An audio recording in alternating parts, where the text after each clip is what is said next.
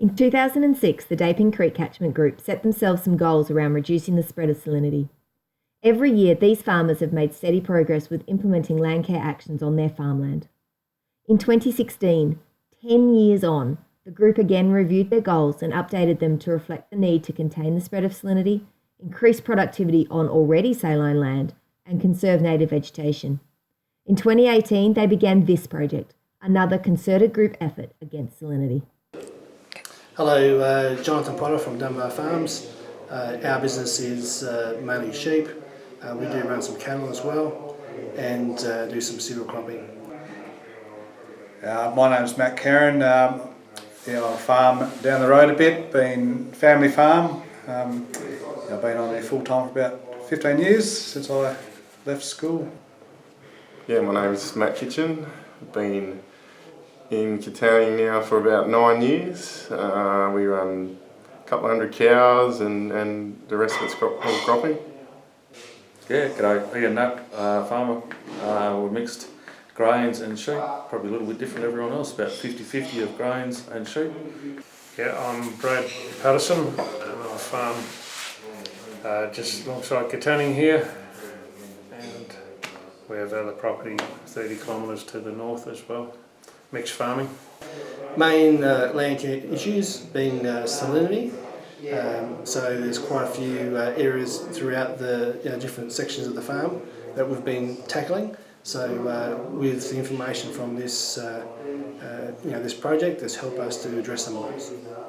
And being down the bottom of Catchment, we have a fair bit of water runoff down there. So trying to get that improved would be great, whether it's through pastures or trees or whatnot. So that's my aim anyway.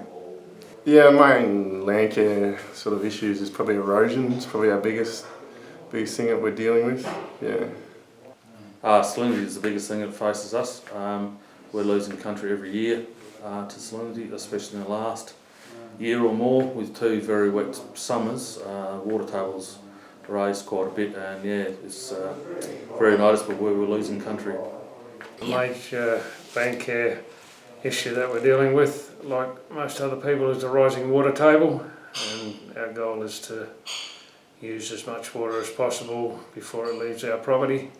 On-ground works are a major part of achieving the goals of this project. Yeah, so I'm looking forward to putting some perennial pastures in, getting them established to increase stocking rates or on land that's perhaps nothing at the moment.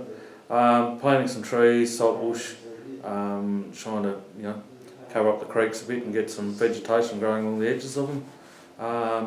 Just to try and start using some water and try and lower the table. But it's good to see that the government's recognised that we do have a problem and putting some money towards it.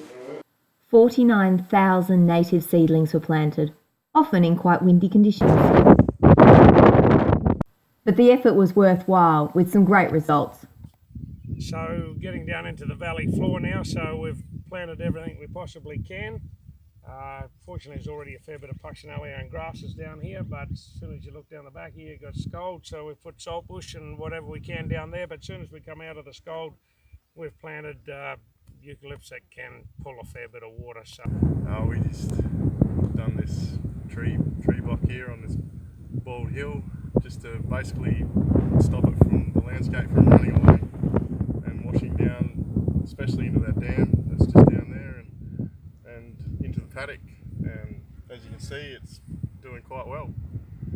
Basically, we've fenced off the creek lines that are saline with the idea of planting saltbush, so we've got some feed value in the future for sheep. They're quite handy during the summer period of time, especially young sheep, vitamin E deficiency. That's why we've gone down that line. There's also multiple species of trees planted amongst them on the bit better country that's not salty, to give a bit of water draw and a bit of shade in the future. This area here we have included in this grant. It was an area of saltier patch, and also it's very wet, and amongst the paddocks we've just left there and done nothing with, so we decided we'd plant some saltbush predominantly on there. So The farmers installed 7.1 kilometres of fencing to protect new revegetation plus remnant vegetation. okay, so we've put the remnant vegetation here on the upside of the slope above a road, because we're strong believers of a road compaction underneath the roads like concrete. Water can't get under. So many times the trees are dying on the top side of a road. So this is what we've done here. We've got a salt problem in the valley floor down here. We're addressing that as well, but we want to arrest it halfway up, mid-slope, pull up some of the water that's not getting used properly.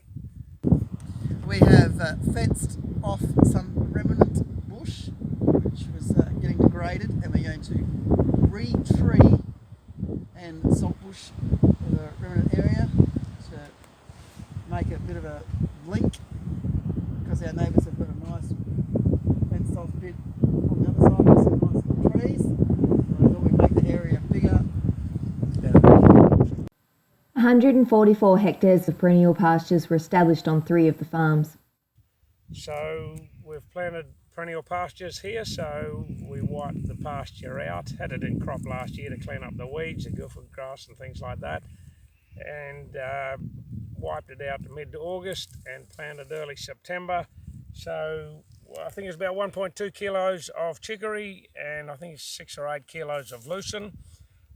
Yeah, pretty happy with the establishment. A bit light on in some of the scoldy areas, but possibly we'll go through and plant Messina in between the rows early May or April next year sort of thing. So just to get a bit more winter active pasture in between sort of thing. But basically want something that's going to pump water and complement the salty stuff and all the salt bush which is alongside us. So yeah, just maximise our water use. Through the project, the farmers all had a farm water audit completed, which gave them information and access to additional government funding support to enhance independent water supplies on property, improving water security. 4 new tanks, a pump system and guttering were completed. For us, this particular program has been good.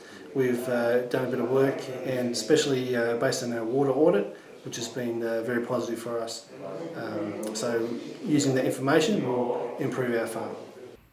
As the project progressed, the Daping Creek Catchment Group realised they wanted to know more about the long-term results of previous salinity management trials to see if they could inform better decision-making now.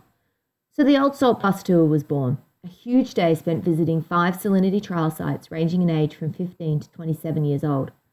Conversations with the host farmers of deep drains, testiclous grass, alley farming, oat husk mulching and saltland pastures revealed gems of wisdom.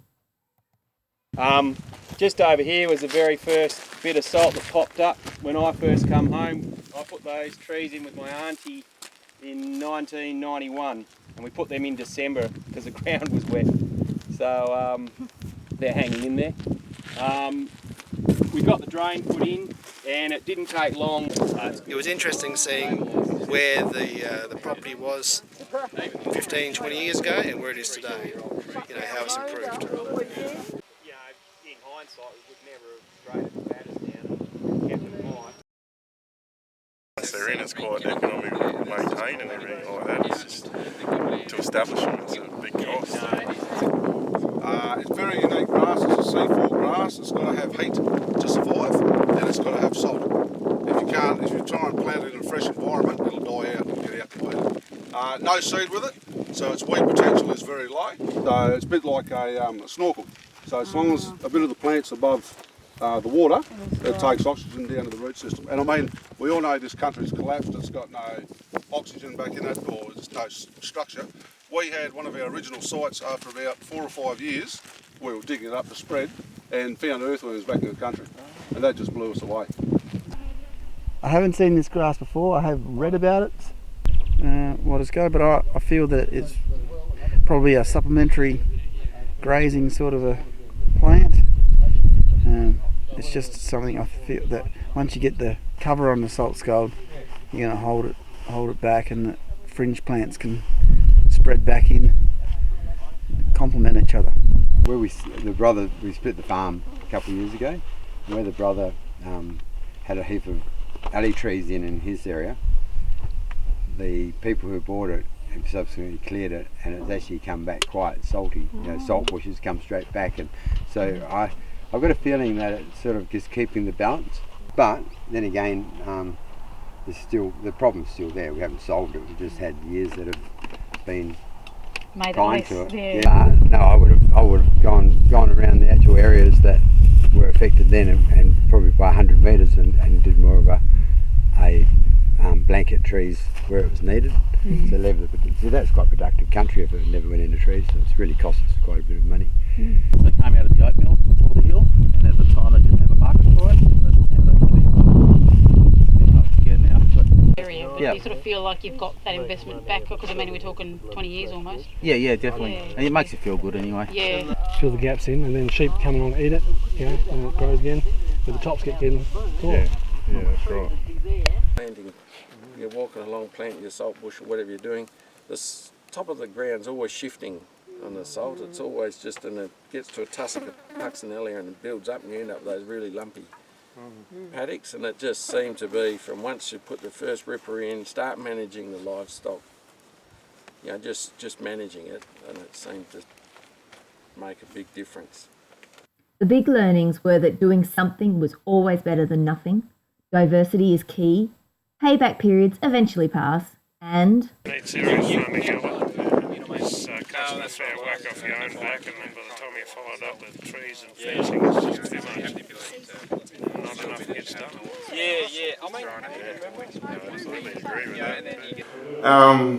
This project's, I suppose, given me an opportunity to see new techniques of dealing with issues like salt, salinity or erosion and that sort of thing, and it's probably bringing the neighbours together and tackling a big project is good. Yeah.